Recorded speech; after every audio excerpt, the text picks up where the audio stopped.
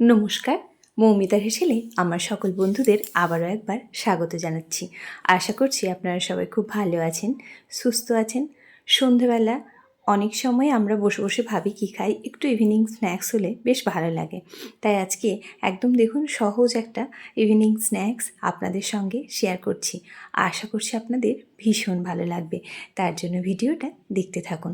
একদমই সহজ আর খুবই টেস্টি এটি হয়। এই দেখুন, প্রথমেই আমি 300 গ্রাম মতো চিংড়ি মাছ নিয়েছি। প্রথমেই ধুয়ে পরিষ্কার করে নিয়েছি। দেখুন, মাছগুলোকে প্রথমে কিন্তু একটু পরিষ্কার করে ধুয়ে নিতে হবে, আর চিংড়ি মাছের যে শিরাটা থাকে সেটা কিন্তু ফেলে দিতে হবে। আর দেখুন, লেজের দিকে অল্প একটুখানি আমি খোসাটা রেখে দিয়েছি, আর দুদিকে যে শিরাটা থাকে সেটা দেখুন ফেলে দিয়েছি, দিয়ে ধুয়ে পরিষ্কার করে নিয়েছি। এই চিংড়ি মাছের আজকে গোল্ডেন ফ্রাইটা খেতে দারুণই টেস্টি হবে। একবার বাড়িতে অবশ্যই ট্রাই করুন। তার জন্য প্রথমেই মাছটাকে দেখুন ম্যারিনেট করছি। প্রথমেই পাতিলেবুর রস দিলাম একটুখানি, আর দিয়ে দিচ্ছি গোলমরিচ গুঁড়ো, আর দেবো এখানে অল্প একটুখানি লবণ। অবশ্যই লবণটা টেস্ট অনুযায়ী দেবেন। এবারে অ্যাড করছি আদা, রসুন আর কাঁচা লঙ্কার পেস্ট। সামান্য একটুখানি আদা, 3 কোয়া মতো রসুন আর 2টো কাঁচা লঙ্কা বেটে দিয়ে দিলাম। দিয়ে প্রথমেই ভালো করে ম্যারিনেট করে নিতে হবে, যাতে করে এই চিংড়ি মাছের মধ্যে সব মশলাগুলো বেশ সুন্দরভাবে চলে যায়। সন্ধেবেলা চায়ের সাথে কিন্তু এই প্রন ফ্রাইটা ভীষণ ভালো লাগে, তাই বলবো অবশ্যই একবার ট্রাই করুন। বাচ্চা বড় সবাই পছন্দ করবে।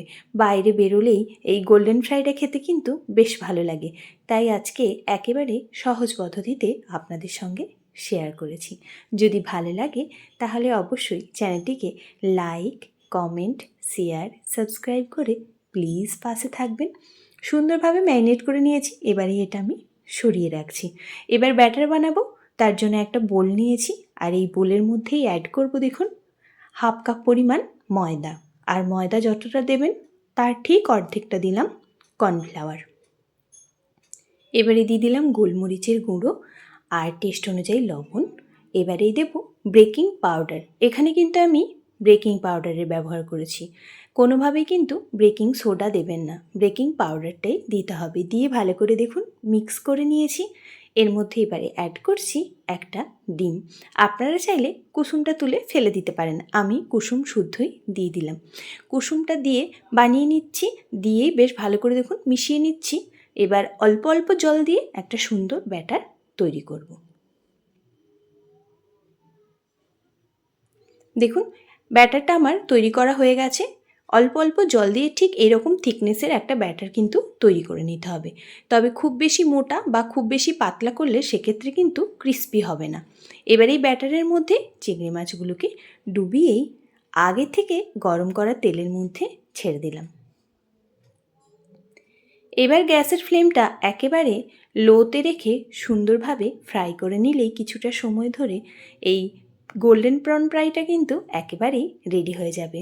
আর ভীষণই খেতে ভালো লাগে। আপনারা বাইরের রেস্টুরেন্টে কিংবা আমরা যে কোনো দোকান থেকে যেরকম কিনে খাই তার থেকে কিন্তু অবশ্যই ফ্রেশ খেতে পারবেন বাড়িতেই। তবে এই সময় গ্যাসের ফ্লেমটা কোনোভাবেই কিন্তু হাই করবেন না, লোতে রেখেই খানিকটা সময় ধরেই এই ফ্রাইগুলো করে নিতে হবে।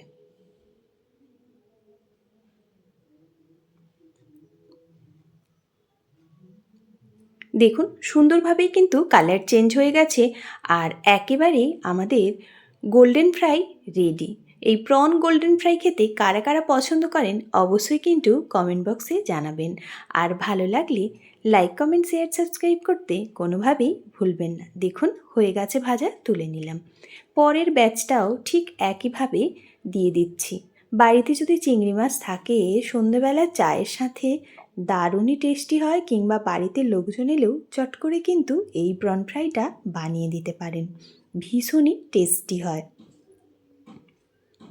একইভাবে পরের ব্যাচটাও দেখুন ভেজে নিচ্ছি।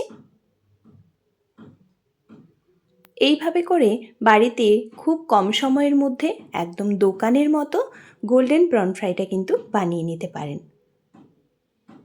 দেখুন কতটা সুন্দর হয়েছিল, দেখতে যেমনই সুন্দর হয়েছিল খেতেও হয়েছিল দুর্দান্ত। সঙ্গে একটুখানি কাসুন্দি আর একটুখানি কেচাপ দিয়ে এবারেই গরম গরম পরিবেশন করুন।